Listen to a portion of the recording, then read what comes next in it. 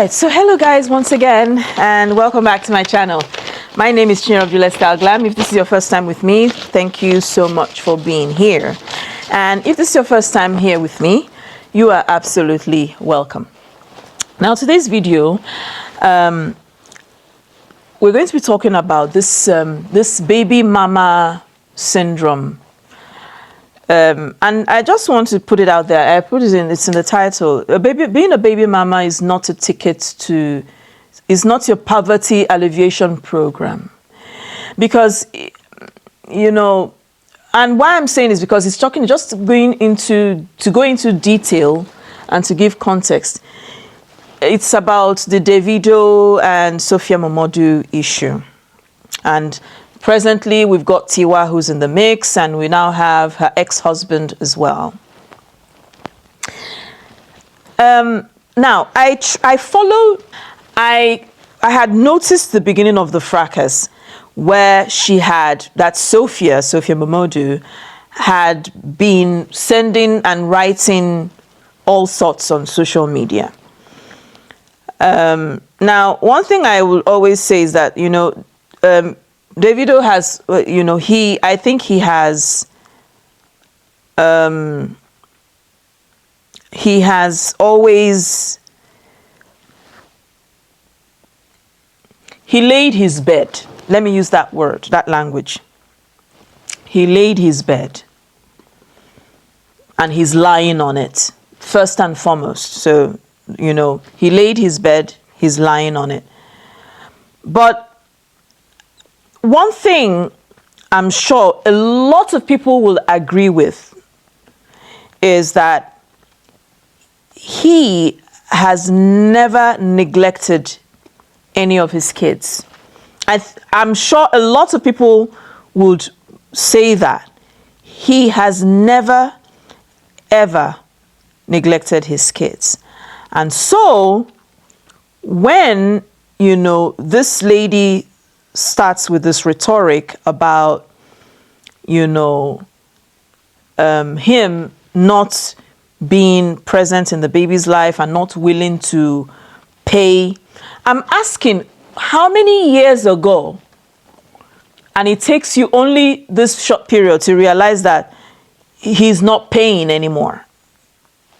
Okay? So you then realize he's not paying anymore. And then since he's not paying anymore, we are now getting to, you know, I'm just looking for the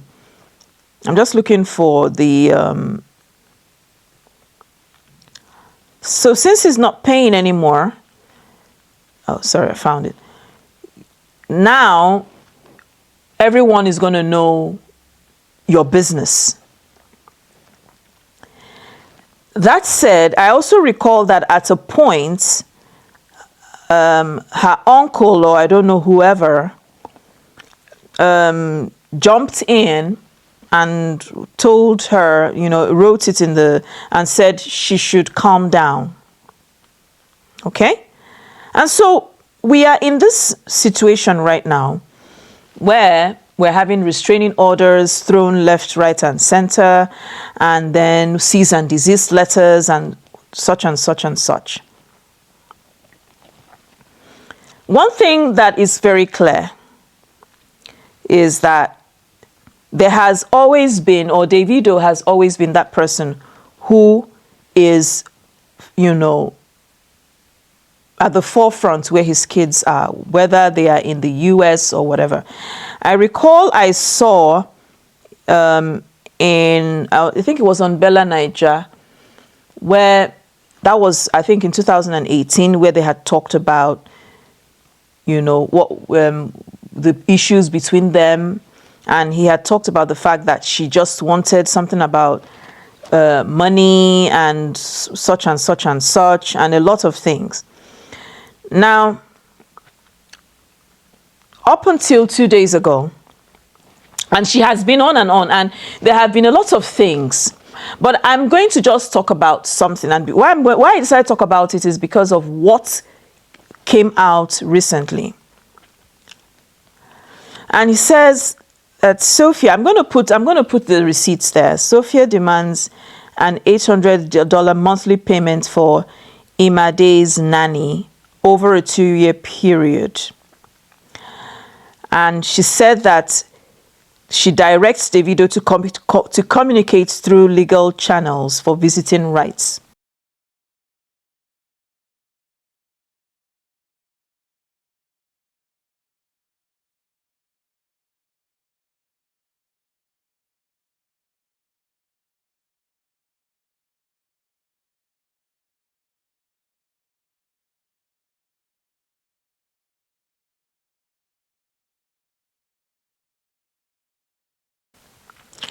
Now, it has also been said that this child misses her father and wants to see her dad. And at the same time, the mom has refused him to see her father. You see, this is where this is my concern. I'm not interested in anything else, whether they are looking for money, that one will come. But I am going to say this. Being a baby mama is not your ticket out of poverty. Secondly, you have no right. A lot of people think it's okay, or you have no right at all to emotionally blackmail the father and the child. Do you understand what it means that at the end of the day, what you succeed in doing is to make that child hate you? You see, the thing is, you're not thinking in the long term. You're thinking in the short term. $800. Let me ask, Sophia, you don't work? This is plus every other monies that you get. Okay? Now, you also want the money for... Are you punishing Davido for having Imade with you? Because last I checked, it takes two to tango. Yes, listen, except what you're making us understand right now is that Davido was a sperm donor, and then you went and got his sperm at the sperm bank and put it in you, and then you had the child and said, boom, Davido, I have your child. But the last I checked, it takes two to tango. So make it make sense. I recall over the years, this child will travel between America and Nigeria, come for parties of her siblings, go this, do that with her daddy, this one with her daddy. This dude may have been irresponsible with his third leg, okay? But the irresponsibility did not reach where his children are. That much we know. So make it make sense. Make it make sense. Why would you as a mother, and this is not just to, this lady, but I'm saying this to all those people who have become baby mamas by divorce or whatever, or separation. Why is it okay for you to decide to use the child as emotional blackmail to the father?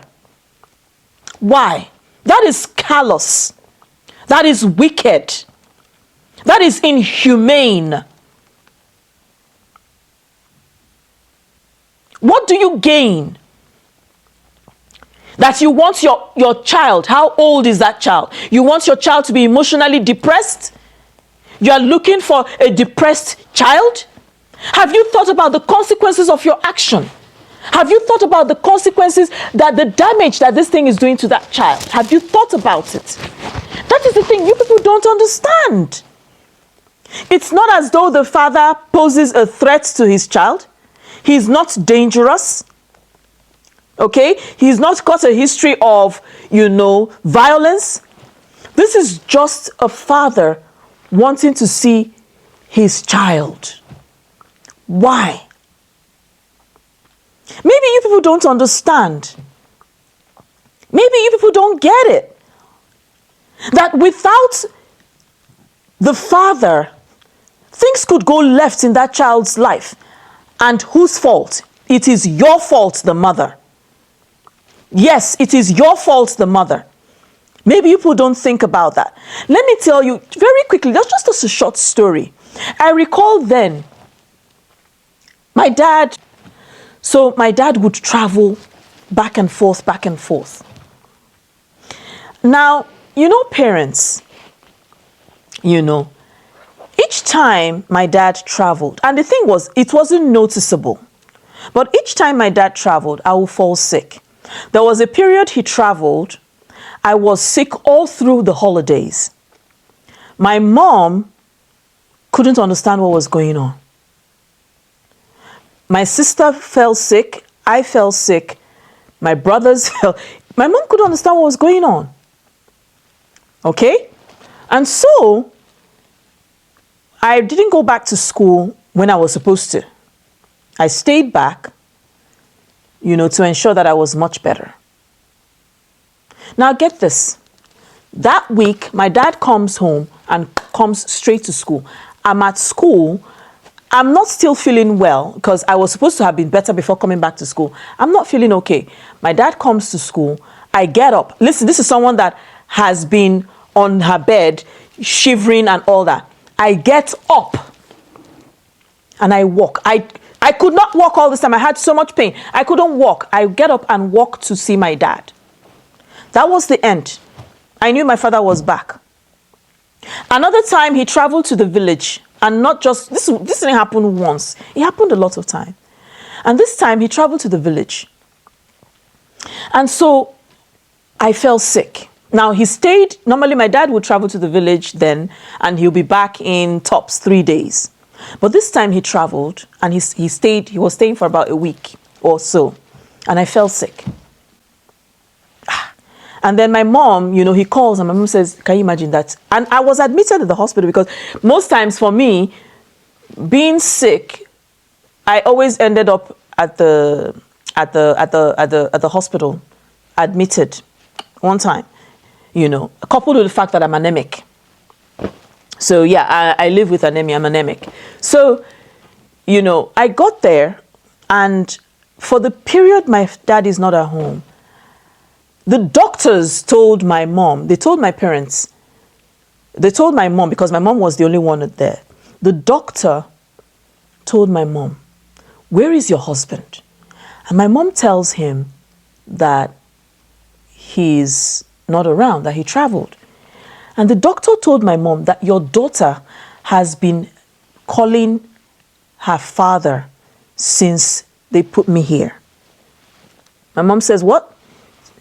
He said, she has been calling her father's name. She has been shouting, daddy, daddy, daddy. She has no cognizance of what is going on. All she has been saying is daddy, daddy, daddy. My mom, and of course, we can liken this to fever because usually when I have very high fever, yes, I begin to call it hallucination. And my mom panics, So my dad was supposed to be on that trip for a week. He cuts the trip short and comes back. He comes home straight to the hospital. He didn't go, he comes straight to the hospital.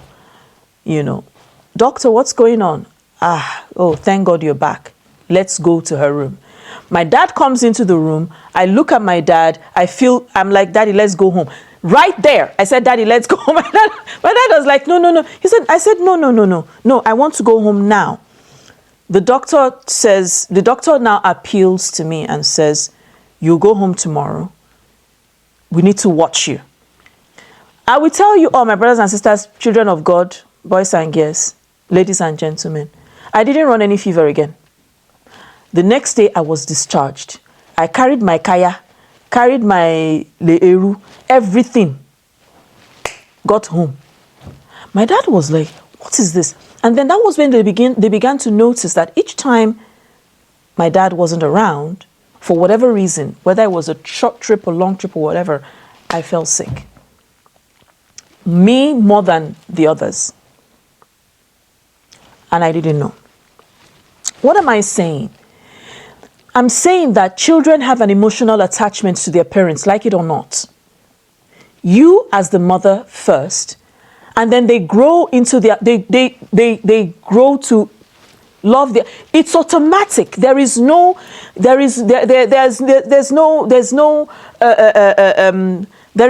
magic to it. It's just what blood does. And then you sit up. You are wicked. You have the mind. You can't get mind. You have the heart to separate and decide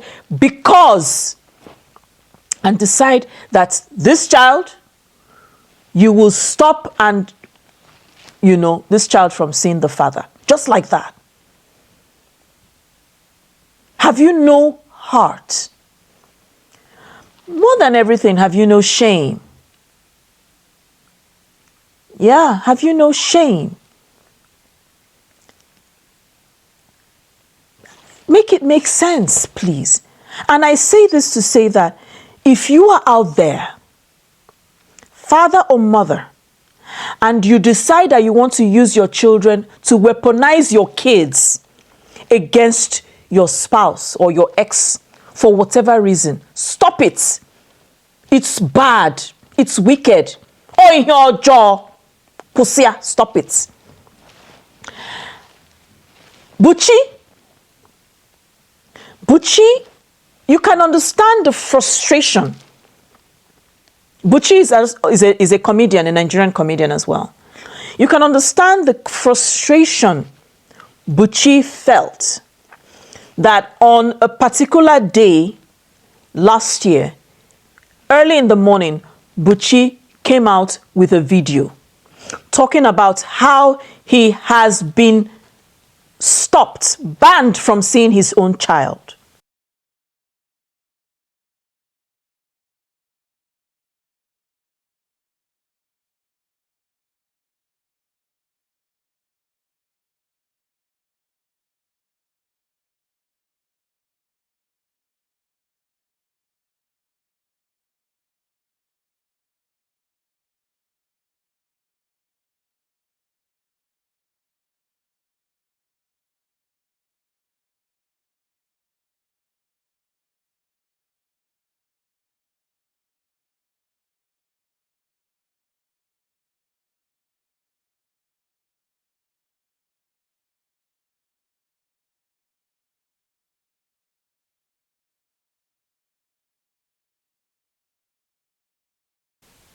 And how the family, father, mother, and ex-wife, keep on siphoning money from him to see his own child. Now his child has become toll gates. His own child has become toll gates. $500, $1,500 to see his own child. And you can imagine how frustrated he was that he had to come out and make a video to that effect and said it's on, that they should keep the child. Is that what you want? Because if the man washes his hands off, you won't even see a dime. If he washes his hand off, that ends it. You need to understand a lot of things, that you don't play that kind of game. I don't want to, for me, Tiwa and T-Bills, there's their business, whatever it is that is going on. But I am interested in the fact that you are weaponizing the father's rights to his child. In France, it doesn't happen. And you are pulling this off because you are in America. Because I noticed that it's only in America that that kind of thing is flying. Here, it doesn't fly. You are the father, you are the father. What is your contribution? Because we have all understood that society, for sanity in society, father and mother must be there. Yes. In France, it does not fly. If you want to, there are so many people doing it. I don't want to go there. If you decide you don't want to be with a man, one of the things the government will ask you is, okay, man, you are working. How much do you earn? Okay. How much are you going to be giving to the mother of your child? You are not going to go scot-free. You have to tell them how much you are giving. You have to write it, black and white, how much you are giving the mother of your kids for their upkeep. Nobody's telling you to sweat out your blood, but you must be able to give something. It's enough. Tyrese had a mental breakdown the other day. Same issue. Many men are suffering. For what? These are people that you claimed you loved at some point. Where is your heart? You loved them, yes, but be friends about it. Be mature. You don't want it anymore. It's not a problem. But don't be a thief. Don't be callous. Don't be a thief. This is not funny. Davido, again, like I said, he's the architect of his misfortune. Okay? That I give to him. But you also have to understand that this guy has been through something. Do you know what it is to lose your first son? In Igbo land, it can cripple a man that your first son dies. Have you forgotten that the person you're dealing with is just coming out of an emotional distress? Did you forget that? Or do you think because he flies all over the world, he's doing shows and he's seeing money and he's earning money, that money, he's spreading it out? All his kids, you included, and every other hangers on around him. But you forget that this is a human being, that in spite of all of what he's going through, he still gets to think about this child I lost. This child that left is still on his mind. You've not thought about that? That you've not thought about it, the fact that he's in a process of healing. Mba. Nah. No. I'm sorry. No. This has to stop. And on this note, guys, this is where I'm going to stop this video. This is where I'm going to end this video. Thank you so much for being here with me. Thank you all so much for listening. Thank you all so much for being a part of my family. And I'll ask you, please leave your comments, your opinions as well, in the comment section below.